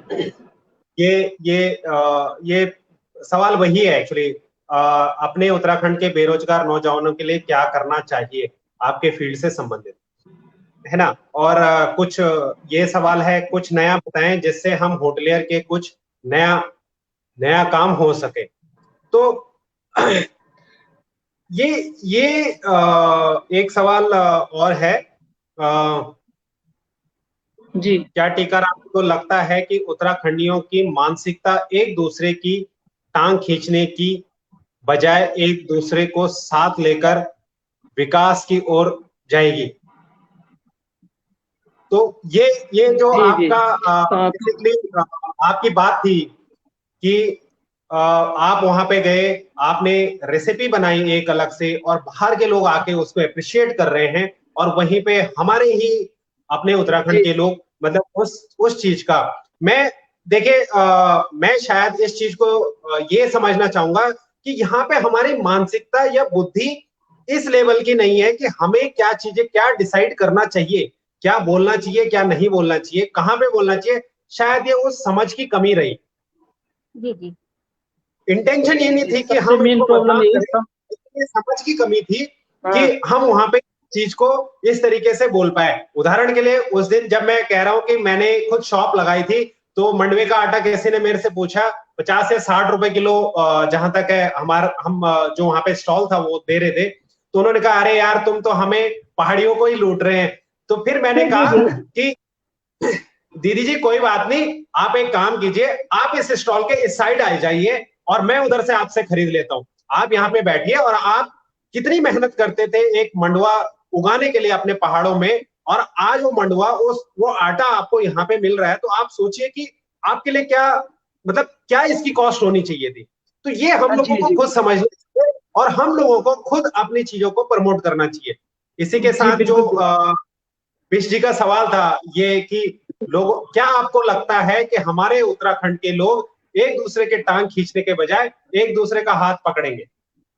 वो तो डेफिनेटली है सर कि जो हम अगर अच्छा कार्य कर रहे हैं, तो मैंने आपको मसूरी वाला उदाहरण दिया, उन्होंने उनकी मेरे से कोई दुश्मनी नहीं थी, उनको समझ की कमी थी कि कौन सा शब्द कहाँ पे इस्तेमाल करना चाहिए, क्योंकि वहां पे सारी ऑडियंस है, बाहर टूरिस्ट है, तो उनके जहन में अगर वो बात आएगी तो उन पे क्या प्रभाव पड़ेगा। देखो इनके खुद के लोग इनको सपोर्ट नहीं करेंगे तो हम क्या सपोर्ट करें। पता नहीं ये बेवकूफ तो नहीं बना रहे होंगे लोगों को कि ये इससे ऐसा होता है, क्योंकि हमारी जो चीजें हैं तो उसके जो हेल्थ बेनिफिट्स है बहुत ज्यादा है। हेल्थ बेनिफिट में देखिए तो आजकल जो हमारे पुराने लोग हैं तो वो अभी तक किसी की चीरफाड़ इंजेक्शन कुछ नहीं लगता है। 100 200 साल 102 103 साल के लोग, क्यों?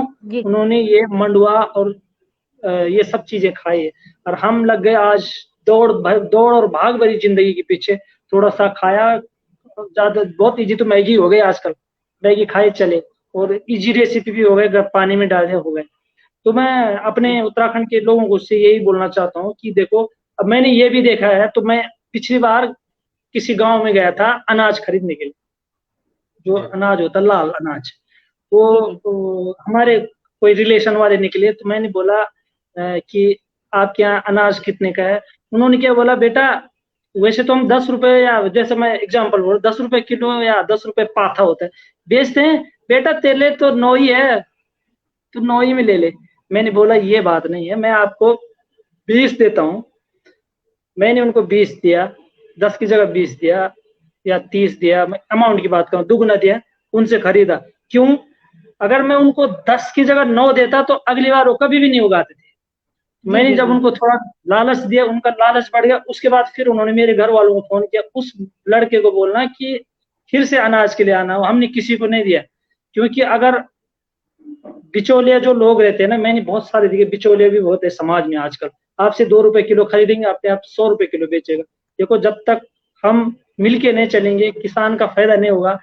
किसान उगाना ही छोड़ देगा तो मैं दुकान कहाँ से चलाऊंगा, क्योंकि एक जो अन्न का दाना होता है, जो एक चावल होता है, उसको उगने में 120 दिन लगते हैं, तब वो पकने वाला मुंह में जाता है। तो उसकी भी, किसान की भी हमको कीमत समझनी होगी, किसान की वैल्यू क्या है। क्योंकि इस बार मैंने भी खुद काम किया अपने खेतों में, रुपाई लगाए। आज से पहले मैंने कभी नहीं लगाई थी, कभी लगाई थी होगी जब 9th 10th में पढ़ते थे होंगे, पर मेरे को भी पता लगा रात को नींद नहीं आती थी।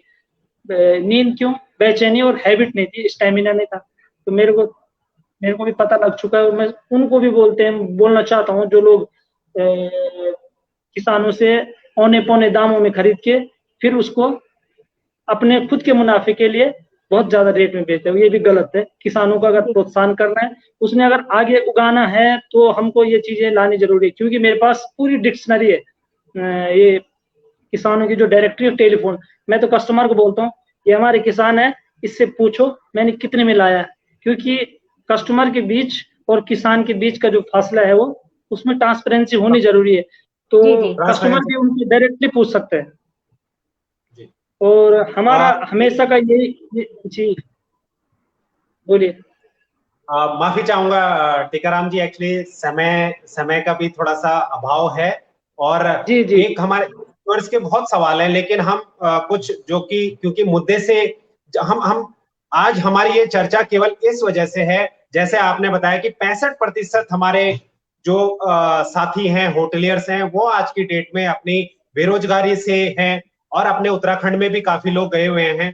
तो उनके पास आज के डेट में क्या ऑप्शन है? ऐसे ही यहाँ पे motivating approach, thanks Tikaram ji, please suggest top 3 dishes which should be promoted.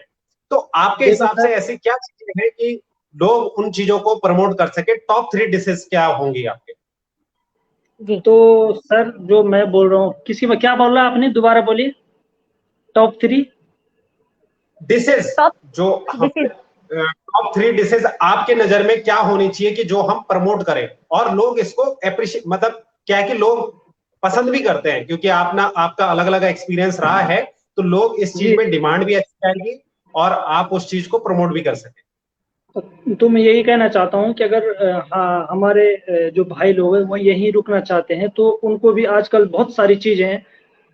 मैं अभी जो स्वरोजगार की बात कर रहा हूँ, डिश की बात बाद में करूँ, तो आजकल इतना फायदा तो नहीं हुआ, प्रमोट करना जरूरी है। अब जैसे आड़ू लग गए आजकल, हमारे चचिंडे आते हैं, उनका भी अचार बनता है, अच्छे से बनता है। और खीरा है, और बहुत सारी चीजें, जो सेब है, सेब भी हमारे यहाँ बहुत होते हैं, उसका भी अचार बनता है। बहुत सारी चीजें बनते हैं, प्रमोट करने की जरूरत है। और हमारे यहाँ चावल भी आने वाले हैं अभी। और इसके बाद जो हमारे इधर जड़ी बूटियों का भी बहुत सोर्स है आजकल। जो कोरोना में चल रहा है, सबसे ज्यादा चल रहा है इम्यूनिटी बूस्टर क्या है। तो मैं यही कहना चाहता हूँ कि हमारे इधर एक केदार पत्ती नहर बोलते हैं इसको, वो भी इम्यूनिटी बूस्टर हर जंगलों में होता है वो। तो उसकी भी चाय, या दूसरी चीज में लेमन ग्रास की बात करता हूँ, क्योंकि मैंने भी एक खुद चाय बनाई, उसका भी इतना ये आजकल मांग है मार्केट में, वो खत्म हो गई मेरे पास। मैं अब जाऊंगा ऊपर, एक हमारे जंगलों में चोरा होता है, तो उसको मैं ये नहीं बोल रहा कि तुम ज्यादा मात्रा में लाओ, ये कि वो करके भी आप, और जिसको हम कंडाली बोलते हैं, शिशुणु, उसको आप थैली में पहले सुखा के थैली में पैक करके, आजकल वो बहुत ज्यादा बिक रहा है मार्केट में। तो ये छोटी छोटी चीजें हैं जिसको अभी मार्केट में लाने में या प्रमोट करने में सरकार का सहयोग जरूरी है। तो मैं सरकार को यही बोलूंगा कि हमारे उत्तराखंड में जो रोजगार के आयाम बहुत है, जो सबसे बेस्ट है टूरिस्ट। जब हम बोलते हैं टूरिज्म ऑफ उत्तराखंड बोलते हैं ना, तो मैं एक और चीज जोड़ता हूँ, क्योंकि जो हमारा फूड है बहुत पौष्टिक है।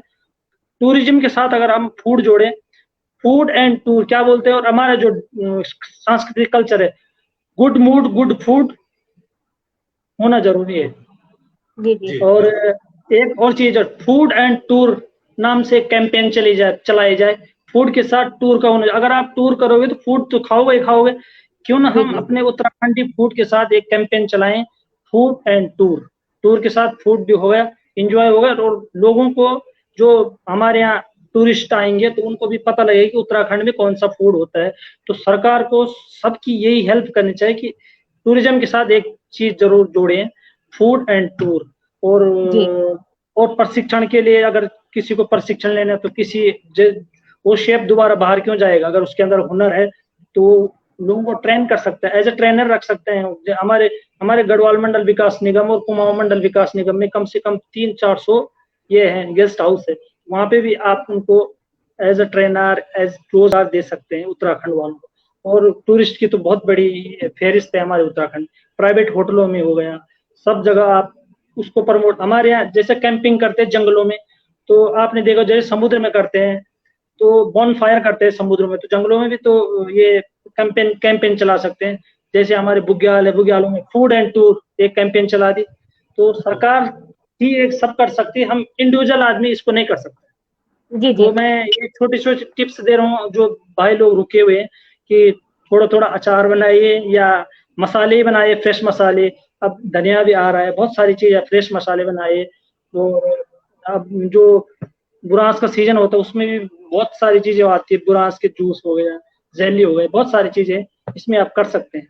बाकी जो सरकार से जो उम्मीद करना है वो तो मुश्किल ही लग रहा है मेरे को, सरकार से जो करना खुद ही करना पड़ेगा। जी टीकाराम जी, एक क्वेश्चन मेरा आपसे ये है कि जी बीज बम, एक बीज बम मैंने सुना और पढ़ा भी, तो ये बीज बम जी क्या है? और ये क्वारंटीन के समय में आपने भी इस बीज बम का बनाया आपने, तो इसकी प्रेरणा आपको कहाँ से मिली और इसके फायदे? और इसमें मैं जोड़ना चाहूंगा जोशी जी, इसमें मैं जोड़ना चाहूंगा ये जो क्वारंटीन के टाइम पे आपके दिमाग में ये चीज आई कैसे कि हमें इस चीज पे काम करना चाहिए, और उस टाइम का सदुपयोग करने के बाद आपको कहाँ कहाँ और किन किन जगहों पे आपके आर्टिकल्स भी आए थे? जी, जो बीज बम है तो मैंने आपको पहले भी बताया, जो गढ़घोष के और गढ़ बाजार के जो संस्थापक द्वारिका सेमवाल जी, सबसे पहले उन्होंने ही उत्तराखंड में किया था ये। और ये वैसी मिस्र और जापान की एक ये वो सीड बॉल के नाम से था, तो ये नाम दिया उन्होंने बीज बम। बीज बम के ये फायदे हैं कि मैं आप रेसिपी बता दें। जो बीज बम है, आप मिट्टी लो, थोड़ा गोबर लो, थोड़ा पानी लो, उसको मिक्स करो, उसके अंदर बीज डालो और उसको गोले बनाओ और छांव में सुखाने को डाल दो। फिर 3-4 दिन बाद आप जो गांव के बाहर जो बाउंड्री होती है उसमें फेंक दो। क्योंकि इसका फायदा ये है कि जंगलों में आजकल जो हमारा गलती हमारी है, जंगली जानवर तो आएगा ही, क्योंकि गलती हमारी है कि जो अंधाधुंध दोहन है वो इंसान ने किया है। जानवर तो प्रकृति ने जो बनाए हैं वो तो हर कोई निर्भर है, भगवान ने सब चीज बना रखी। जैसे ककड़ी हो गए, खीरा हो गया, कद्दू हो गए, बहुत सारी चीजें हो गए। और एक चुल्लू होता है खुबानी, उसको कल्प वृक्ष भी कहा जाता है, क्योंकि उसकी लकड़ी भी काम आती है, तेल भी काम आता है, फल भी काम आता है, और उसका सब बीज भी काम आता है, सब चीज काम आता है। तो हमने वैसे इस बार चुल्लू के भी डाले, क्योंकि वो लॉन्ग टाइम प्रोसेस है।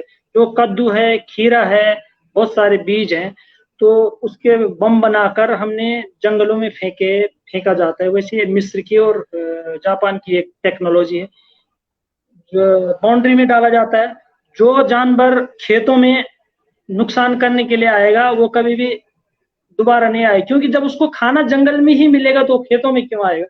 तो इसका यही इलाज है। इसके जो प्रेरणा स्रोत है द्वारिका प्रसाद सेमवाल, उनका नाम है, जाड़ी संस्थान से। और जो आर्टिकल है, तो आर्टिकल में टाइम्स ऑफ इंडिया ने भी छापा है, दैनिक जागरण ने भी छापा है, और इंडिया टुडे ने भी, आज तक इंडिया टुडे ने छापा है कि देश के अनजाने मसीहा।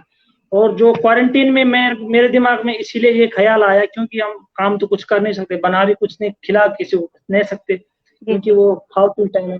मैंने सोचा कि ये है कि इस टाइम जो समय है शिकायत करने का समय नहीं, क्योंकि शिकायतें बहुत आ रही थी क्वारंटाइन सेंटर से, स्कूल टूटा हुआ है, पानी नहीं है, बहुत सारी चीजें, बहुत शिकायत आ रही थी। बट मैंने सोचा शिकायत हम बाद में करते रहें, क्योंकि समय ये बहुत नाजुक समय है, शिकायत हम बाद में करते रहें, क्यों ना हम क्वारंटाइन का अच्छा फायदा उठाए।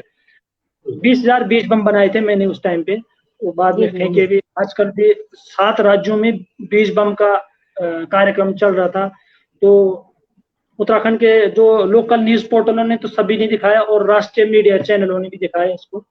बस यही है बीज बम का, आप भी ट्राई कीजिए कभी। बिल्कुल सर, बिल्कुल।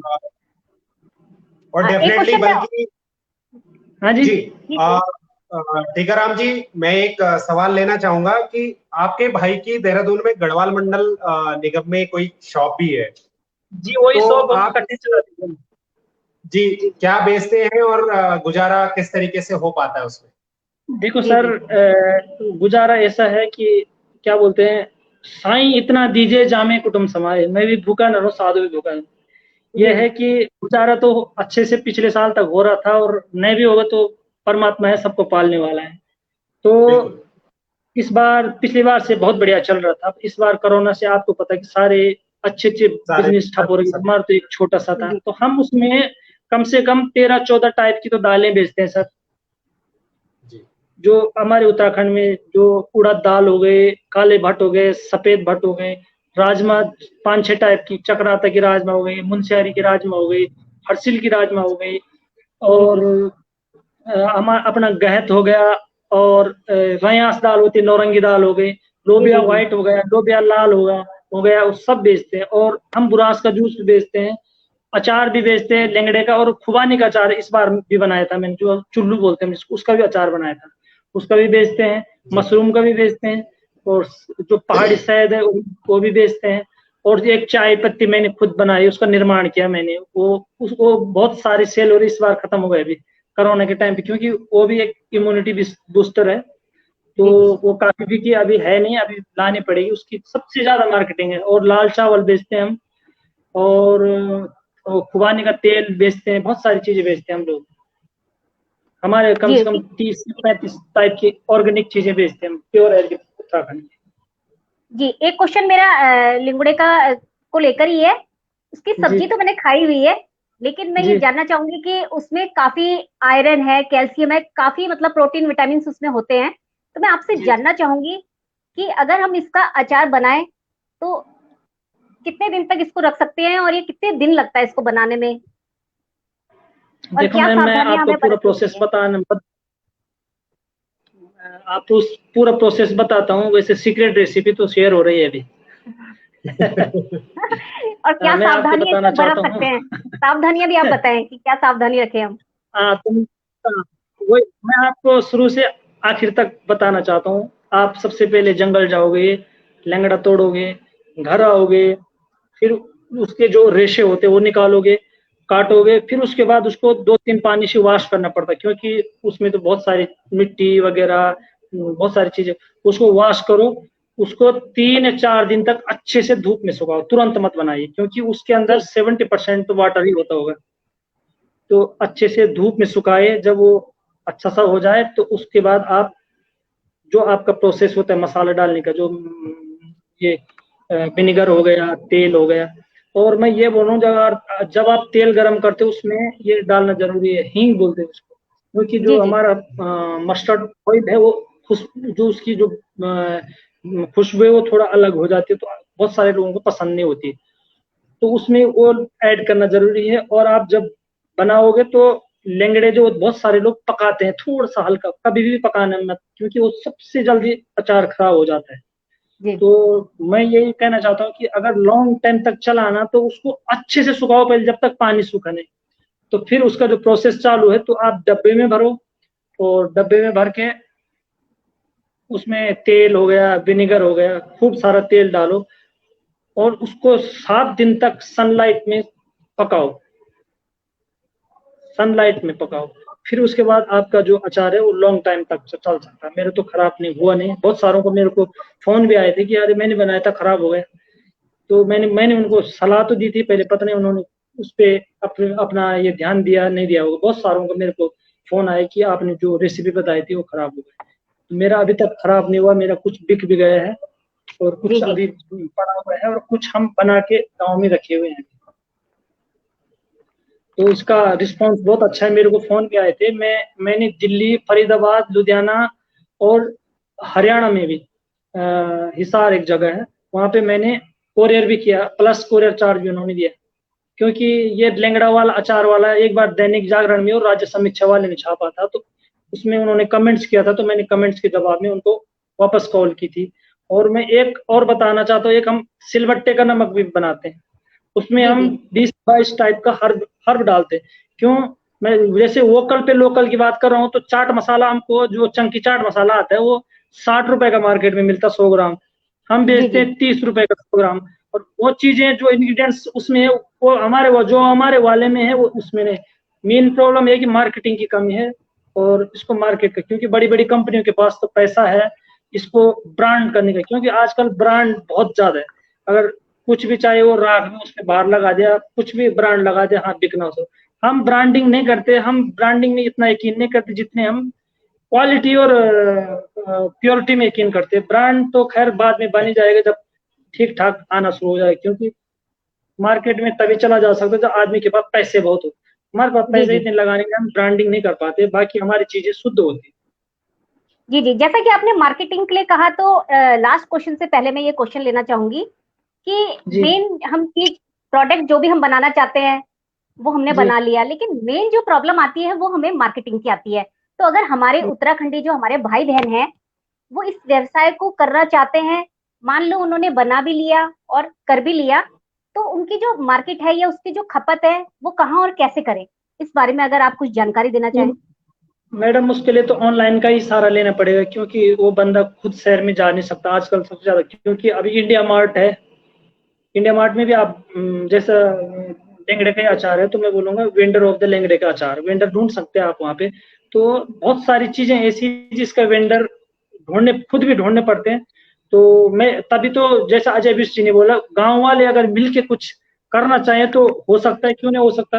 देखो, मेरे को अगर आईटी का नॉलेज है, दूसरे को रेसिपी का नॉलेज है, तीसरे को गाड़ी चलाने का नॉलेज है, उसको वो नॉलेज है, मिलके अगर टीम बनाई जाए तो एक मार्केटिंग करेगा, एक प्रोडक्ट करेगा, एक सेल करेगा, एक लोगों को बताएगा, ये चीजें हो सकती है, मिलके होगा। अकेला चना बाहर नहीं फोड़ सकता है, सब जी मिलके जी, अगर साथ होगा, साथ होगा तो तभी सबका बहुत विकास भी जरूरी होगा और सब एक साथ करेंगे। है।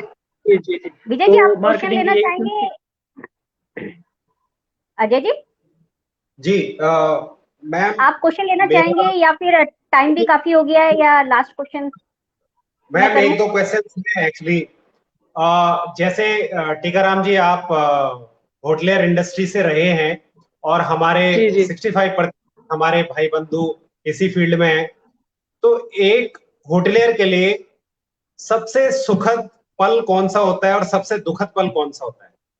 जी सुखद पल तो वही होता है सर, जब आदमी तरक्की पे तरक्की करता है तो वो सुखद ही पल है। जैसे होटल इंडस्ट्री में मैंने मोस्टली अपने उत्तराखंडी भाई लोगों को देखा है, जो होटल इंडस्ट्री में कदम रखता है, कुछ तो सपने लेके आता होगा, तो उसका सपना पूरा होता है। जैसे मैं इंडिया में 15,000 ले रहा हूँ, अगर मेरा वीजा बाहर का लगा तो मैं 50,000, 1.5 लाख, 2 लाख भी ले सकता हूँ। सबसे सुखद अनुभव उसके जीवन का वही होता है कि मैंने तरक्की कर ली। या अगर वो किसी छोटे पद पे काम कर रहा है, तो हमारे होटल इंडस्ट्री में कौमी लेवल 1, 2, 3 होते हैं, जैसे सू शेफ होते हैं, एग्जीक्यूटिव शेफ होते हैं। तो अगर वो प्रमोशन होता है, फिर वो प्रमोट करके उसको और अच्छा प्लेटफॉर्म मिलता है, अच्छे होटल में जॉब मिलती है, तो जब वो बाहर जाता है तो उसको सुखद ही अनुभव होता है। और जो दुखद अनुभव है, तो मैं उसके लिए बोल रहा हूँ, दुखद अनुभव तब है जैसे हमारे बहुत सारे लोगों के साथ बहुत सारी घटनाएं घटती है। जैसे कोई बहुत सारे दूर देशों में है तो वहाँ पे ये भी होता है, अगर घर में कोई गलत घटना घट जाए तो वहाँ पे छुट्टी नहीं मिलती है, तो उसके लिए एक दुखद ही अनुभव है। और ये वो कभी कभी ये भी सोचता है, सबसे मेन होता है जो फेस्टिवल होता है, हर फील्ड के लोगों को फेस्टिवल के टाइम पे छुट्टी मिलती है। एक पुलिस हो गया और होटल इंडस्ट्री के लोग हैं जिनको कभी छुट्टी, फेस्टिवल में उनका काम और भी बढ़ जाता है। अब जी जैसे जी संडे को छुट्टी सबकी रहती है, आपका फील्ड है, मेरा फील्ड है, जो दूसरा फील्ड है होटल छोड़ के, तो सबसे ज्यादा संडे को उनका काम बढ़ जाता है। और जब जी जी फेस्टिवल सीजन आता है तो वो अपने परिवार के साथ वो सुखद अनुभव न बिता के वहां पे काम करता है, फिर भी वो खुश रहता है। मैं यही बोल रहा हूँ कि थोड़ा सा दुखद अनुभव उसके लिए ये है। बाकी होटल इंडस्ट्री अच्छी है, और मैं होटल इंडस्ट्री के सभी लोगों को बोलता हूँ, मेरे को तो अच्छी लगी। अपना पैशन अगर बनाओ तो इसमें बहुत कुछ किया जा सकता है, क्योंकि होटल से ही सेलिब्रिटी शेफ भी निकले हैं, जो आज एज अ सेलिब्रिटी शेफ भी हैं। जी जी। और मैं टीकाराम जी आपसे लास्ट ये क्वेश्चन करना चाहूंगी, उसके बाद अजय जी अगर कोई क्वेश्चन लेना चाहेंगे तो ठीक है। मैं लास्ट क्वेश्चन मेरी है कि जो हमारे उत्तराखंडी भाई बहन है और खास करके जो हमारे होटल कर्मचारी हैं, उनके लिए आपकी ओर से क्या संदेश है आप देना चाहोगे? मैं उनके लिए यही संदेश देना चाहता हूँ कि अभी जो कोरोना का समय चला हुआ है, ये ज्यादा दिन रहने वाला नहीं। संयम बरतें और कभी भी अपने को ये मत समझे कि मेरी जिंदगी में अंधेरा हो गया। देखो, हर अंधेरे के बाद उजाला जरूर होता है, रात के बाद दिन हो गए होता है, और ये समय जरूर अच्छा आएगा। और हम जो जैसे हम रन कर रहे थे होटल इंडस्ट्री में, वही रन करेगा। क्योंकि होटल इंडस्ट्री जो फूड है, फूड ऐसी चीज है कि जो जो आदमी फूड के फील्ड में काम करता, उस फील्ड में कभी भी जॉब की कमी नहीं होती। क्योंकि जब बच्चा पैदा होता है तो सबसे पहले खाना ही खोजता है, दूध पीते हैं ना, खाना ही हो गया, वो दूध पीता है, तो वो ऐसा नहीं बोलेगा मेरे को कपड़ा चाहिए। जो फूड इंडस्ट्री है वो बहुत बेस्ट इंडस्ट्री है। मैं उनको ये, और मैं जो होटल मैनेजमेंट के जो छात्र हैं, मैं उनसे यही अपील करूंगा, आप ये मत सोचना कि आगे हमारे लिए कोई स्कोप नहीं। आप देखो, जो तुम्हारी किताबें हैं उनको पढ़िए, रेसिपी पढ़िए, और सबसे मेन होता है प्रैक्टिकल। थोड़ी बहुत घर में प्रैक्टिकल भी करें, और जो रेसिपी बुक है उसको याद रखें, हाइजीनिंग के बारे में नॉलेज रखें, जो आपके लिए बहुत काम आएगा और आप सक्सेस होंगे। और ये मत सोचना, निराश मत होना, क्योंकि ये इंडस्ट्री का भी बंद, कुछ भी बंद नहीं हो सकता, क्योंकि कोरोना खत्म एक न एक दिन हो जाएगा। तो संयम बरतें, और मेरी यही सलाह है कि ये एक दिन जाएगा ही जाएगा, बस थोड़ा सा विलम्ब है, जब तक वैक्सीन नहीं बनी या कम नहीं हुआ। तो मैं ये बोलना चाहता हूँ कि ये बुरा प्रभाव होटल इंडस्ट्री पे नहीं, समस्त जो जितनी भी इंडस्ट्री उन पे ही पड़ा है। भारत पे तो खैर सबसे ज्यादा पड़ा है। जी जी, मैं उम्मीद करती हूँ कि आज के जो हमारे व्यूवर्स हैं उनको आज की जो ये हमने चर्चा की है वो पसंद आई हो, कुछ जानकारियां भी उन्हें मिली हो। तो अजय जी, आप अगर कुछ क्वेश्चन या कोई पूछना चाहें तो आप पूछ सकते हैं, टाइम भी हो चुका है। क्वेश्चंस एक्चुअली व्यूअर्स के बहुत हैं, वो मैं पर्सनली देना चाहूंगा। टीकाराम जी, आपसे एक विनती है कि कोई भी साथी अगर आपसे किसी रेसिपी या किसी चीज की जानकारी के संदर्भ में अगर आपसे बात करना चाहे, किसी तरीके से कांटेक्ट करना चाहे, तो अगर आपको उचित लगे तो आप अपना कांटेक्ट नंबर शेयर कर सकते हैं। और अवश्य सर, अवश्य, बिल्कुल सर, क्योंकि जब ज्ञान होता है, ज्ञान बांटने से ही बढ़ता है। अगर अपने पास रखेंगे तो कुछ होता नहीं है। ज्ञान जो होता है वो बांटने से बढ़ता है। आदान और प्रदान, क्या बोलते हैं, जो हमारा दिमाग को क्या है, एक ऐसा है कि ज्यों ज्यों खर्चे त्यों त्यों बढ़े। पैसे अगर खर्च करोगे खत्म हो जाएगा, तो दिमाग में जो ज्ञान होता है जैसे आप खर्च करोगे वो बढ़ता ही जाएगा, वो कभी भी पूरा नहीं हो। ये जो हमेशा ये कि बढ़ता ही रहता है, बढ़ता ही रहता है। जी जी जी, तो मैं बेझिझक कह सकता हूँ, आप अगर कुछ हमसे कुछ ले तो हमारा सौभाग्य रहेगा अगर हमसे कोई इस विषय में वार्ता करना चाहे। जी, आप अपना नंबर दे सकते हैं। जी, मेरा नंबर है 7409514968, 7409514968। जी, ये मेरा नंबर है, अगर आप कॉल कर सकते हैं। हम आपको बहुत बहुत धन्यवाद आपका, और यशोदा मैम आपका, आपने अपना कीमती समय दिया और हमारे साथियों को बहुत अच्छी जानकारियां दी। और सबसे बड़ी बात यह है कि हमें कभी भी अपना धैर्य नहीं खोना है, संयम बरतें, वेट कीजिए। लेकिन ये इंडस्ट्री ऐसी है, मैं अपने सभी होटलियर भाई बंधुओं को भी ये संदेश इस माध्यम से देना चाहते हैं कि आप किसी भी तरीके से निराश ना हो। बहुत ही जल्दी, देखिए, अंधेरे के बाद उजाला जरूर आता है। आप निराश ना हो और अपनी मेहनत, अपने ज्ञान को बढ़ाते रहिए। जो आपका टाइम है इसको यूटिलाइज कीजिए, इसको बढ़ाते रहे। अपने क्षेत्र में, अपने गांव में लोगों को भी बताएं कि हाँ, इस तरीके की भी रेसिपी बन सकती है। हो सकता है कि मेरा गांव इस रेसिपी के लिए इस तरीके से आ जाए कि कल को अगर इधर को कोई मतलब टूरिस्ट स्पॉट बनता है तो आपके गांव में उस रेसिपी को खाने के लिए लोग दूर दूर से आए। तो आप इस चीज पे भी आप जरूर प्रयास कीजिए। और इन्हीं शब्दों के साथ आप सभी का बहुत बहुत धन्यवाद। जय भारत, जय उत्तराखंड। जय भारत, जय Uttarakhand. Thank you sir. Thank you.